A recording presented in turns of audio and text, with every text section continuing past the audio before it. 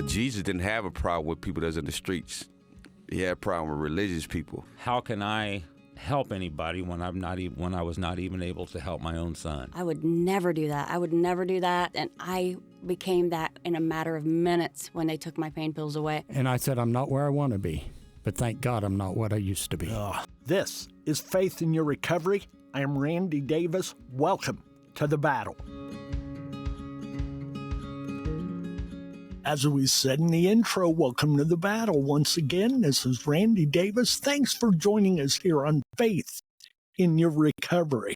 We're glad you're with us. We know you're going to walk away from these moments with more wisdom than you started with and hear some experiences you may not be familiar with, but hopefully they'll open doors, open hearts, touch change, and save lives. That's what we're about. All things recovery. Our guest today from Steamboat Springs, Colorado, Michael Barnes. Welcome, Mike. Well, thank you, Randy. I appreciate it. Well, we look forward to hearing what you have to say. We were just discussing the difference in the weather. It's a little warmer there near Denver than we're having here in East Central Indiana. But we both made it through more winters than one. I'm sure we'll make it through this one. So, Mike, go ahead and tell us a little of your professional background, who you are professionally, and what your life's about professionally. Then we'll get into that personal aspect of things. Sure. I've been an addiction counselor for 41 years, and I've been a trauma therapist for 31 years. And I've worked in residential addiction treatment and outpatient and psychiatric hospitals, and have been really kind of working on the forefront of merging trauma and addiction treatment together, because so many of our clients have both of those issues. And as a family therapist for 31 years as well, I've really been a student of what we call secondary trauma, and that is the trauma of people who love traumatized people. And so when I have a son that was hit by a car, and when I was in school, and that traumatized us actually more as parents than it did our son, because he was 5, and so I started really studying what's the impact. You know, everyone treats and focuses on the person who experiences the event, but their families are so impacted, and it has life-altering impact for the family members as well. And so as the chief clinical officer of a treatment center called the Foundry in Steamboat, I can create programming that really allows our clients, the individuals in early recovery, to work on both issues, but it also allows the families to do the same. It's a telehealth program. It's done by Zoom, so that family members from all over the country can kind of come into our family program to help them learn how not only to support their loved one, but how to support themselves. You know, how to have. Is this a cutting edge model? Is there much out there on this model? Or are you kind of a pioneer? Or maybe not the pioneer, but at least early on in the game? And at this time, an interesting story, I found a paper that I had written in 1991, and I was cleaning out, everyone's cleaning out their garage during COVID, and I was cleaning out my garage, and I found this box. And it was a paper about how do we implement a more family-focused addiction treatment program. And when I read the paper, I thought, we're no further ahead now than we were, 30 plus years ago. And so I sat down that afternoon and I wrote the program that I told myself, if I could write any program that I ever dreamed of, just write the program and then I'll figure out how to get it out there. And so I sat down that afternoon, I wrote it, developed it, and thankfully for me, my employer was like, well, just do it here. Let's put it into play. And it's been about 4 years, and it's been a remarkable addition to our program. What's one of the highlights of that particular program? One of the unique selling points about it? When family members can say, we kind of work with them to move away from we're a family with a loved one who struggles with addiction to we're a family in recovery from addiction and trauma. And the research tells us, families will often say, well, if my loved one would just get sober, then we could go back to normal. Well, and that's not accurate. What the research says is your loved one has a much better chance of getting sober if the whole family enters into a recovery process. And so when I hear family members begin to talk about their own recovery, their own process of healing, their own awareness that, wow, I was traumatized way more than I thought I was by the constant struggles of our loved ones' addiction. And rather than that blaming or, well, just, it's really about him or her. When family members start saying, wow, regardless of what happens, I have to be in recovery. That's the music to my ears. That's the lights on moment you hope for. Yes. Yeah. They recognize and realize where they're at in this instead of that one with the substance use disorder, the addiction. Yeah. They recognize this has changed me. Yeah, that's the thing, is that realization of I have been making subtle changes that I wasn't really even aware of. I mean, it's a chronic illness, right? And so the person doesn't start as a chronic, with the symptoms of chronic addiction. They start with smaller, like less dangerous symptoms, and the family makes these very slow, very loving attempts to change so that they can help their loved one, but that over time they've created a newer normal, like a new normal that, they'll say, well, boy, we want to go back to normal. And it's like, well, that was a long time ago. That you've already created a new normal.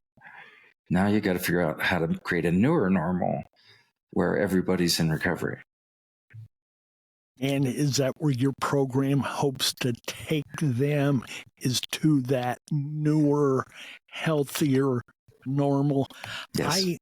I have experience as a pastor, 41 years of ministry. Sure. And I recall many times dealing with couples having marital problems. I just want to go back to the way it was. And my response is, no, you don't. You end up right back in here where you are. You want to go to a better place than you were to keep from having to face this moment, deal with this. Is that similar to what you're talking about? Yeah, very much so. And I think what we find is if the family decides that we're not going to change anything, we're just, it's their job to get sober.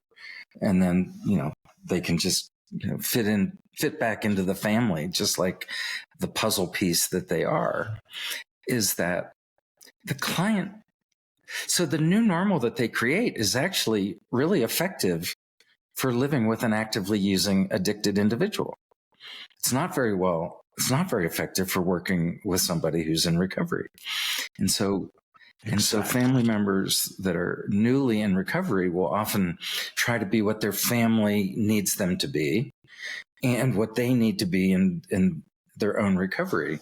And they relapse a lot in that process, or lapse. And others finally realize, I love my family. I want to be with them to whatever degree is okay or safe, but my real support systems are elsewhere.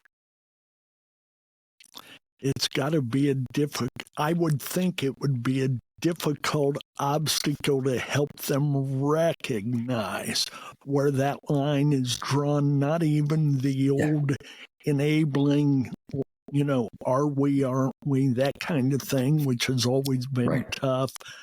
But how do I deal with the new and still maintain personal integrity and all of this?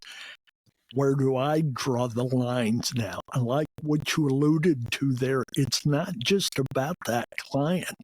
It now becomes about the whole community, basically. Obviously, you're talking the family dynamic, the family unit, but that continues to spill over with everyone else because we have gained that behavior, as you said, to deal with that person in active addiction.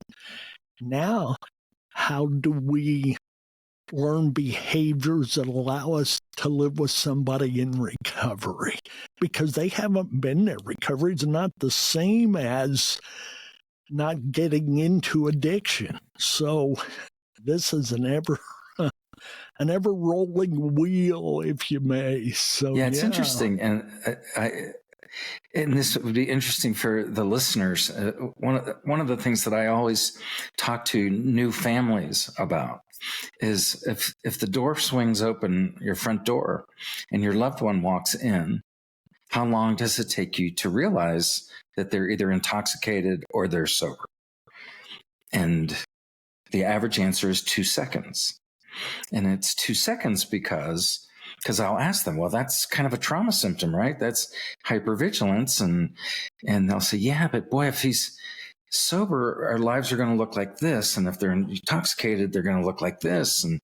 And that level of hypervigilance is truly, and we can talk about some of the research I've done, but the longer families stay in this fearful fight or flight, the more controlling and hypervigilant they feel they need to be so that whatever the next crisis is, they can, fix it. And then I asked the family members, okay, your loved one's been sober for 1.5 years. And they're sober and they're working on recovery. And this front door swings open. You haven't seen them for a little while.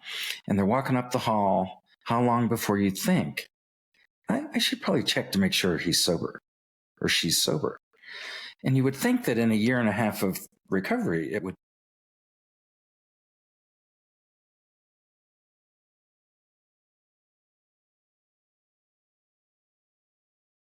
And the answer is 2 seconds.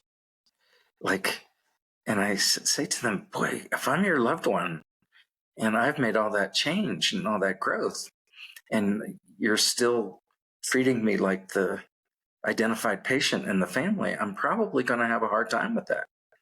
And so that's the healing that is so often not done, but is so needed.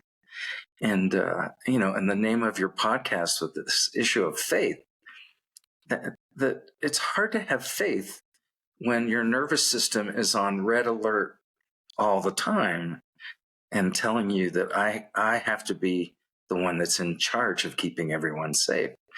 And I think that's part of the recovery process, is refinding that faith, that ability to let go, trust, do your own work, and be there to support your loved one.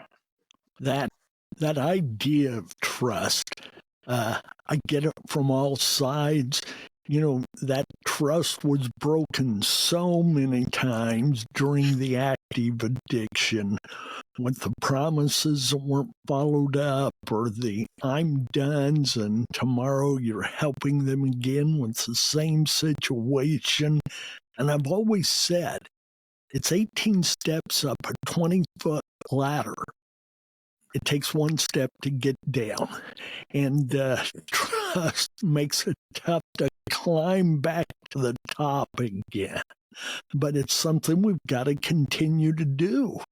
And it's not going to be a quick fix by any means. Like you said, you get the same 2 seconds after 18 months of recovery. Somebody who's been clean that long. But there's always that thought, today's going to be the day they stumble and fall. And we we seem to dwell on the negative sometimes much stronger and longer than we do the positive, and we just don't want to set ourselves up for another fall. You know, when clients, you know, as a therapist, clients will ask me at times, well, do you trust that I'm going to stay sober? And I always say the same thing is, I trust you desperately want to stay sober. Do I trust you're going to? Well, you know, I know it takes time, and I trust that you're going to make an effort, but I'm not going to make a statement that says I fully trust that you're never going to slip or you're never going to struggle. And I trust you'll do your best. And that's, you know, I think sometimes the client asking, do you trust me, is a trap. And I don't think it's a conscious trap, but it's a trap that is like, I want to know you're there for me. I want to know that you're on my side. And I think that we can respond to some of those questions a little differently, that are just as supportive, but also with that understanding of, well, it's a chronic illness. And, you know, people have ups and downs with chronic illnesses, and I'm here for you in the ups, and I'm here for you in the downs. And we can't always be sure when the chronic illness is going to raise its ugly head, whatever the disease may be. And so it's tough to be ready for the moment as the client, as the family member. And I'm sure, though professionally you have limits, you've still faced disappointments with certain ones who have, I can remember during my ministry again, there were couples that I married I thought would last 3 months, and they've lasted 22 years. There were couples I thought would be together forever and didn't make it 3 months. So I'm sure you deal with some of that same. And yeah, go ahead. It's exactly the same. I was going to say it's exactly the same. And, you know, I try not to get into prognosticating whether I think someone's going to make it or not, because I've seen exactly what you just said. People that I thought, well, that guy hasn't done the work that we thought he needed to do. And then you get a phone call 4 years down the road and they say, hey, I was thinking about, I saw an advertisement or something. I saw you on a show or something. And I just wanted to say hi. I've been sober for 4 years and doing great. And it's like, wow, man, what a gift that is. And then others that you think, wow, they really worked hard here. And then something happens and they really struggle. We never know about that possible trigger that's waiting around the corner. And That's true. Yeah. I'm sure you have your educational background. Tell us about your personal background, your growing up years, your experiences, things that may have led you into this kind of direction. Yeah, I was a therapist since I was probably about 5. I think we get it naturally. I grew up in a family where there was a long line of addiction, long line of alcoholism, you know, the Irish, you know, curse, as many call it. And my mother was severely traumatized by the family that she grew up in, and was brought a lot of that with her into our family. And so, you know, we talk so much about attachment and, you know, the connection to people. And I grew up in a family where I had to be either disconnected or I had to be like really anxious, you know, constantly paying attention to potential, you know, danger is the word, but it's, you know, that threat of being in trouble or her being upset about something. And she was loving and a lovely woman in so many ways. And I didn't know that, I didn't know what trauma was as a kid. And I thought, you know, like most kids, I'm probably not a very good kid. You know, Judith Herman, who wrote a great book on trauma, said, the one thing kids know is that adults are supposed to take care of them. And if they don't, or if they're always mad at them, they can't blame the adult, because if they blame the adult, they're kind of doomed that this person doesn't have the capacity to take care of me. So the problem has to be me. And so I have to do what they want me to do better. I have to study harder. I have to be more perfect and more thoughtful. And we end up, I ended up being a human doing rather than a human being, because I was always trying to figure out the right thing to do to be safe and to make people proud. And but what I never really learned was how to take, like, who I was. And so I struggled with drinking early in my life, and then I got a handle on it pretty quickly after my mother threw me out of the family and said, and I'll always remember her comment was, "I watched my father die from alcoholism. I'm not going to watch you die from it. And so when you leave, you're gone. Don't come back." And I was in college, and I went back to school, and I was mad, and I, went to see a counselor. And the question was, do you want to lose this family for the rest of your life, or do you want to make some changes and start, trying to heal? And that was really the beginning of my healing process. And as hard as it was to be asked, to not ever come back, it was probably the best thing she could have ever done. And when I walked in the house, I called my sister and I said, and she said, "Man, I haven't seen you in forever. Where have you been?" And I told her the story. And she said, "Just walk in the house like you own it. Don't even act like you remember the conflict, and see what they do." And my dad looked at me and he said, "Wow, I haven't seen you in a long time. Where have you been?" And my mom looked at me and she said, "Did you get it worked out?" I said, I think I got it worked out. Yes, I hope." And she said, "Good." And we never talked about it again, ever. And so it was that kind of family that we don't talk about hard things. We weren't very good at conflict resolution. And so I had to learn how to do all those things pretty much on my own. And, with the struggles of all those things. So, how many brothers and sisters? I'm the youngest of 4. My brother is 10 years older, and I have an 8-year-old sister and a 5-year-old sister, or 3-year-old sister, 3 years older sister. Right. Who were you the closest with? None of them, really. I was a real loner. And when I graduated with my master's, I left for Florida. I graduated from the University of Pittsburgh with my master's, and I didn't go back very much. I was pretty intent on, I've got to do this myself. I don't depend on people. People weren't very trustworthy to me. And as a young therapist, I had the benefit of working with really phenomenal other therapists and lots of training, and really began to realize my own need for healing. What is it? Let's say you had your 3 siblings there in the room with you right now. What is the one thing you'd like to say before them all? Well, I actually just did this. I was home about 3 months ago, and I hadn't been home in years.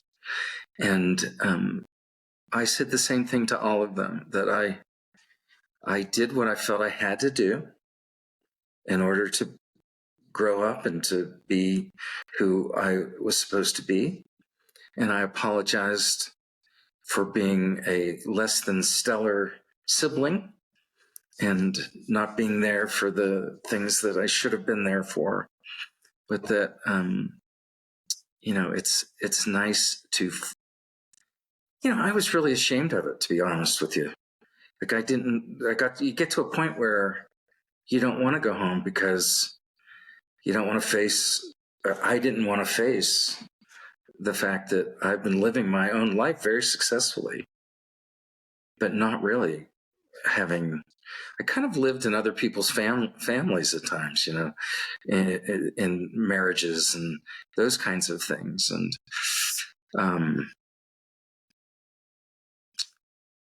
I finally decided I have to go make amends. How did the three of them handle that? What was their response emotionally? It was way more loving, and there was immediate forgiveness. In fact, they were saying, well, there's no real reason to forgive you. I mean, everyone has to do what they have to do. And I said, well, no, I don't need you to forgive me, because that's your choice. But I need to ask, because that's what I don't do. I don't ask. For so much of my life, I just gutted it out and did what I needed to do. And it's so much of what the families do, you know, that they organize around the loved one and their addiction, and help from the outside actually complicates things. So was it a better response than you had thought would come about? Yeah, I'm very positive. Yes, I've gone back 3 times since then. Okay, and really kind of getting back into the rebuilding family. It sounds like. Yes. Yeah. Awesome. How, you said you've been a therapist since you were 5, basically, because of life's conditions and whatnot. You're in that professional position now as a therapist. What is the advice you'd give back to 7 to 10-year-old Mike as he was going through life at that point?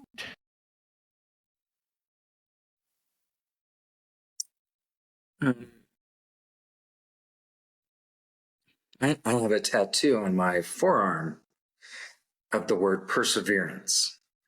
And that's how I've lived my life, is you just keep trying, and you just keep doing it, and you recognize that there are going to be ups and downs, and that I wanted that reminder to myself.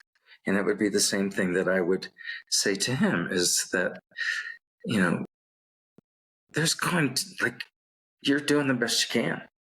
And this is a really tough gig that you have, of being the youngest in this family, with the other kids being in college and gone, and you're here alone, and that you persevere, but start asking people for help. Like, that's what I didn't do. I isolated, and I, you know, was an introvert, and I was a good athlete. I played baseball and football, and played football in college a little bit, and you know, I could be an extrovert on the field, but I could not. In a classroom, when I was younger, I wouldn't raise my hand to ask a question, because I didn't want to be the center of attention. There were just so many things that that isolation caused. And I see the same thing with families, that you know, that they've been so, like you talked about the trust issue and how often it gets broken, and that when it gets broken so much, you know, that you quickly begin to learn that I need to trust myself, and I need to be the one that's driving this. And that would be the one thing I would tell that kid, is find a coach, find a teacher, find people, you know, someone in the church that can support you. And, you know, we talk about it in recovery all the time, whether it's AA or Celebrate Recovery or whatever people feel the need for. And what I really like about Celebrate Recovery is that the whole family comes together, and then they break out into their own areas for their meetings, but they they come together as a family to a recovery process that is, and I've been a big advocate of 12 steps and Al-Anon and all of that as well. But I wish there was more of a Families Anonymous or something along that line. I think there is actually, and I've never seen one, but I've heard that someone started it. At least very similar. Yes, Yeah. that gets at what you're talking about for certain. What is the advice you'd give to folks today that have strong PTSD from their past experiences? How can they recover what that has taken from them? So, over the years, long before there wasn't a diagnosis for PTSD until 1980. Before that, the military had, shell shock and all of these other things that they called it. But there was always this sort of deviation of, is it a psychiatric issue or is it a physical injury of some kind?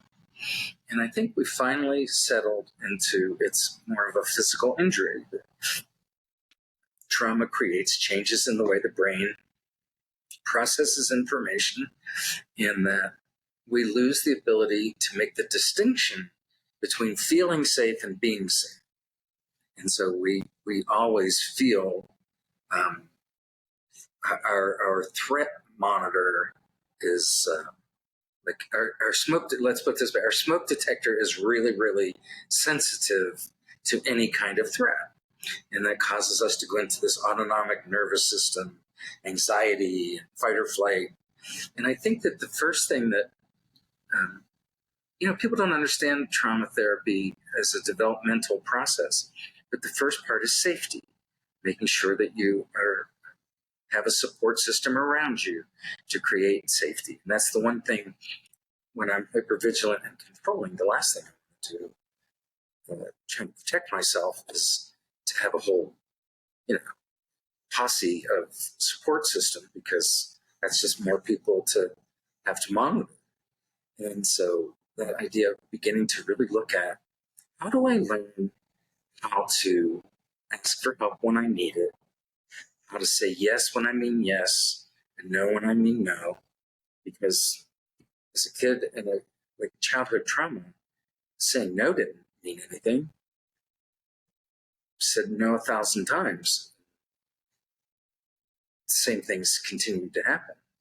So really kind of learning how to set boundaries, but it has to do with managing that fear response first.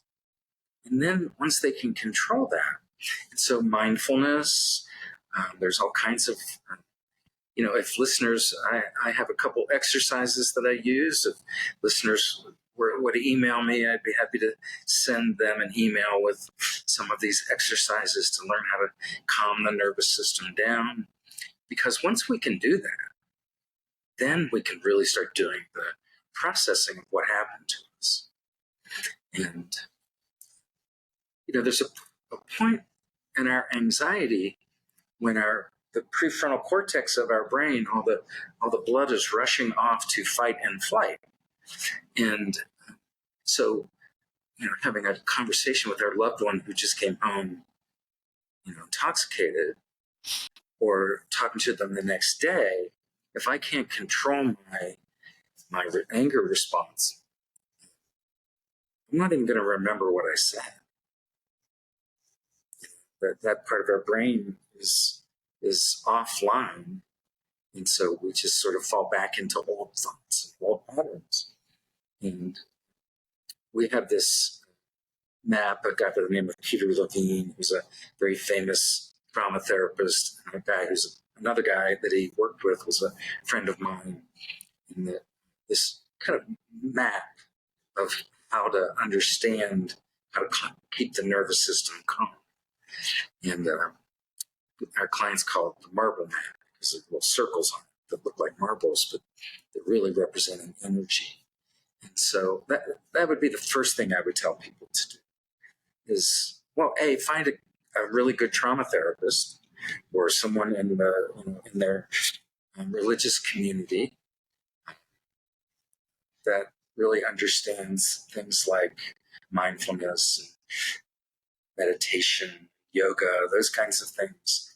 But they're at the root of the healing process. Everyone thinks that trauma is going to come back as a story. And that's not the case. It usually comes back as fear or as a re-experiencing of the traumatic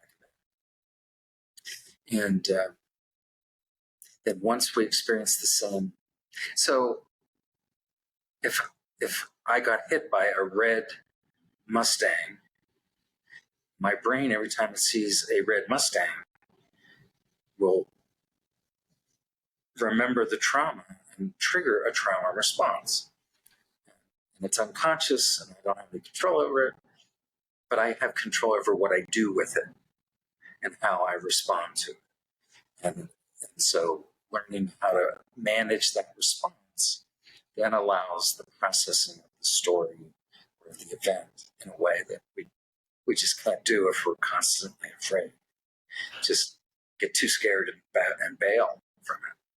My dad he was in the military during World War II. And that was back in the day. I always said he came home a prisoner of war. And I mean that symbolically, but he was every description of today's PTSD, shell shock, as you referred to it earlier, or any other label you wanted to give it. But back then, that was a mental disorder, and we spoke of those things quite differently then. And I'm glad we're moving beyond that. As we start to wrap up here, Mike, I want you to be sure and tell the folks about your book. Tell them how they can get their hands on it.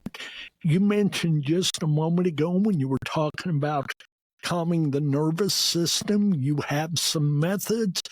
Give them contact information to get those, please. Go ahead and share those kind of things with us.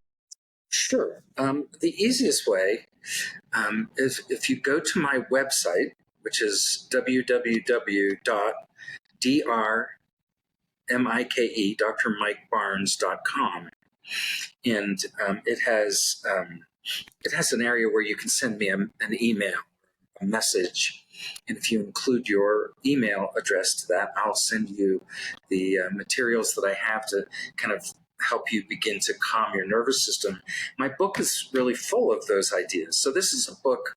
I have a really good friend who's really good. He's a really good family coach, and he's really good at telling people what to do. And when I tell people what to do, I realize that the vast majority of people who ask, when I tell them, don't do it, because it's hard. We're traumatized in this process. And so enabling is a trauma response. And we'll talk about that in the book as well. That idea that, everyone talks about enabling like it's not loving. It's loving. It's the most loving behavior, but it's terrifying to not do it like everyone tells you to do. And so that idea of this book, I told my friend, you're good at telling people what to do. I'm good at telling people why it's hard to do what you tell them to do. And so my book is really a deep dive into understanding how families form and then how they change with the addiction, what addiction is as a chronic disease and what the brain is doing.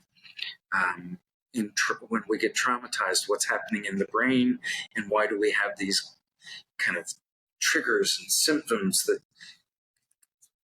seem to come out of the blue. Show us that book again, please. It's called When the Solution Becomes the Problem. Okay. And why it's called that is that those subtle changes that families are making become a new solution that actually becomes a greater problem once the person starts trying to get sober, because now the family's more programmed to a drinking person or a using person than a recovering. Then, but we're not then, we're now.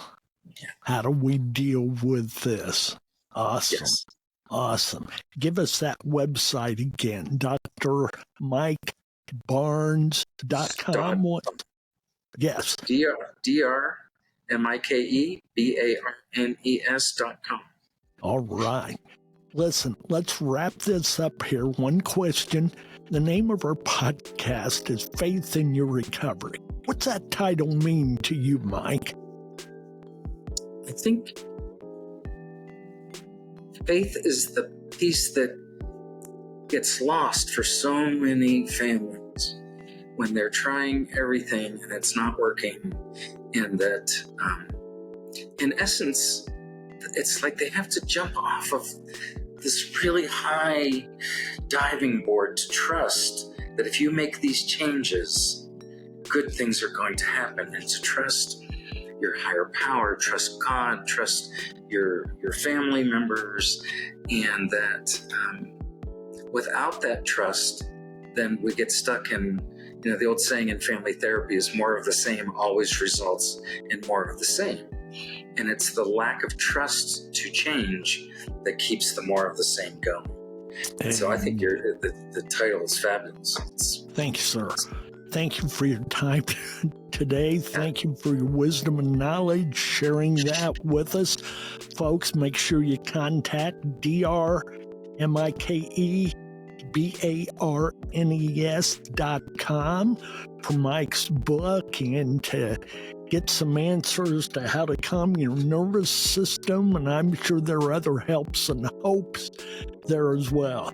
God bless. Absolutely. Thank you for tuning in to Faith in Your Recovery. Our advice is stay in the battle. Amen.